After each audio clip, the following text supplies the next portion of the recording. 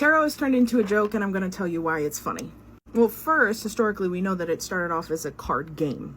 Over the years, it ended up developing into a form of divination that is very commonly used today because it's an open practice. However, there's a system behind these cards.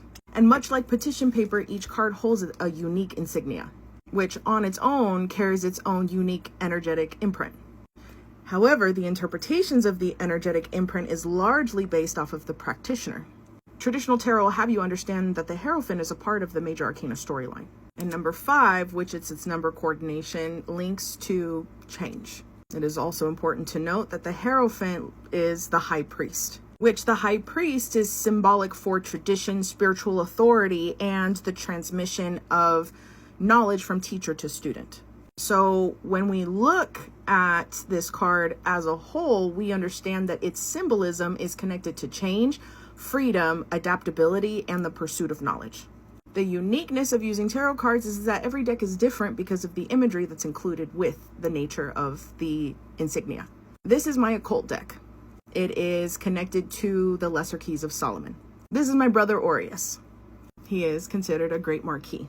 The conversation of hierarchies is a completely different subject, but for the sake of this conversation, the significance of this has to do with the access to information that he has. Aureus teaches astrology. He is also a shapeshifter. The connection of these two symbols on this card is going to give tremendous insight to energetic patterns that are currently taking place. Tarot was never meant to predict the future, only outline energetic patterns that, if not changed, will produce certain outcomes. Which brings me back full circle to saying that it's not the practice, it's the practitioner. If you've watched up until this point, then you know a reading is about to come up. If I were to ask this deck to give me a message of something that you need to hear, it's going to give me one card. And this one card is the Ten of Swords reversed. I read reversals. So Ten of Swords reversed. This is Malphas. Sorry. Malphas is a little cheeky, but when we see the Ten of Swords connected to this energetic insignia, what we understand is that you are currently in a period of recovery. Okay, so the Ten of Swords is a card of completion, a sterilization, if you will. So think of it as a major mental shift that has taken place after a long period of going through the hardships that come with learning.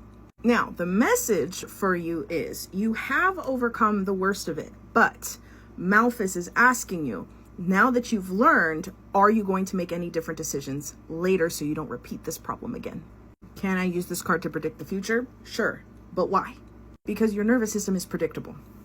So if the pattern is outlined in front of me, what's the greatest likelihood the greatest likely outcome based off of this pattern? What is the greatest likely outcome to occur? That is what's being assessed by the practitioner. The more you know. Don't forget to drink your water. Love you. Have a good day. Bye.